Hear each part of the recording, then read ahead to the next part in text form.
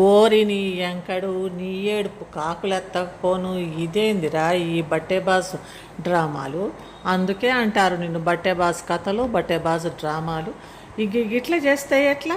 ఏదో నమ్మకం లేదంట. ఒక సింపతి కోసం సానుభూతి కోసం దాన్ని ఏమంటారు, తమ్నేలు కూడా ఒక సానుభూతి తమ్నేలు వ్యా అనుకుంటూ చేస్తే ఎందుకు? నిన్న రెండు రోజుల నుంచి మేము హ్యాపీగా ఉన్నామంటే వ్యూస్ రావట్లేదా? వ్యూస్ తక్కువ వస్తున్నాయి. అందుకనే ఇప్పుడు సానుభూతి థంబ్నెయిల్స్ తోటి ముందుకొచ్చిగా నీ బటేబాస్ కథలు పిల్లి బిత్తర కథలు ఏమవుతున్నాయి? ఓరి అంక నువ్వు ఈ పిల్లి బిత్తర కథలతోటి డ్రామాలు చేసి ఏందో బాగానే వ్యూవర్స్ని మాత్రం ఆకట్టుకుంటున్నావు. అప్పుడే 5,000 మంది చూశారంట నీ వీడియో. లైకులు చూస్తేనేమో ఇప్పటికే 318 మంది అంట. అంత లైకులు, అంత సంతోషంగా వాడిని చూడంగానే, వాడి ఏడుపు చూడంగానే అంత డోల్ అంత సింపతిగా అంత సానుభూతులు పరులుగా చూపిస్తానికి ఎవరు వచ్చారో తెలియదు. కానీ మీ వాళ్ళ చెవుల్లో ఏ ఫ్లవర్స్, అదే కాలీఫ్లవర్ అవన్నీ ఫ్లవర్లు ఉంటాయి కదా, అవన్నీ పెట్టేస్తున్నాడు. వీడికేమో వ్యూవర్స్ తక్కువ అయ్యారు, మేము హ్యాపీగా ఉన్నామంటే ఏదో ఒకటి ఇట్లాంటి డ్రామా చేస్తేనే జనాలు కూడా ఎక్కువ చూసేటట్టున్నారు. అందుకనే వీడికి వచ్చేసి వ్యాని మొదలుపెట్టిండు ఒక రాగం. ఆ రాగం వరే ఆడోళ్ళు మగోళ్ళు ఏడుస్తే బాగుండదురా. మగోళ్ళు ఏడుస్తేనే అసలు అదంతా తప్పు అనుకుంటారా.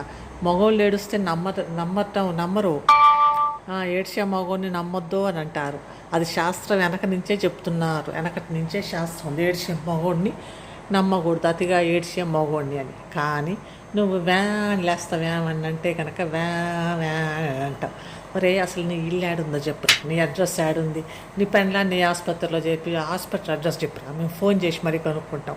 పలానా లత పలానా ఎంకడి పెండ్లాము మీ ఆసుపత్రిలో ఉందా లేదా అని.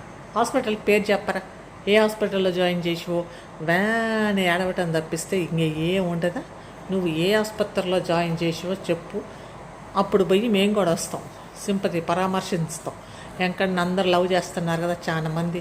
మరి ఇంతమంది లవ్ చేసినప్పుడు పెట్టంగానే 5,000 మంది చూస్తాం. ఎంకడి బాధ ఏమొచ్చిందా, ఏం బాధ అని చూస్తాం అనుకుంటా 5,000 మంది వచ్చినప్పుడు చూస్తున్నారు. కాబట్టి నువ్వేం చేస్తావంటే ఆసుపత్రి అడ్రస్ పెట్టు, మేము వచ్చేస్తాం. వచ్చి అసలు నీ పెళ్ళాం ఎట్లుంది ఏంది అని చూస్తాం, మరి పరామర్శిస్తాం. మేము చూస్తేనే కదా నీకు పైసలు వచ్చాయి.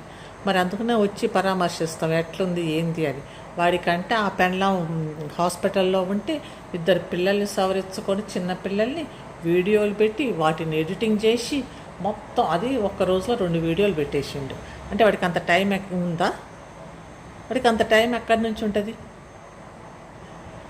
పెళ్ళాం లేదు, మరి వంట చేస్తానికి వచ్చి ఆ పిల్లలు ఉన్నారు, చిన్నపిల్లలు, అంత టైం ఎక్కడి నుంచి వస్తుంది? అంత దగులుబాజీ వేషాలు దగులుబాజీ డ్రామాలు చేస్తే ఎట్లా? ఇట్లాంటివి చేసేది ఏదో ఆడ అన్ని అబద్ధాలని తెలుస్తూనే ఉంది. ఆడ తమ్నేలు ఒకటి పెడతావు, ఒకటి మాట్లాడతావు, ఒకటి అందుకే అక్కడనే అబద్ధాలు అని తెలుస్తుంది. కానీ మళ్ళీ ఇప్పుడు మళ్ళీ ఏడుపు అయితే ఈజీ కదా, టపక్కున ఏడవంగానే వ్యూస్ వస్తే కరిగిస్తారు అని అంతే.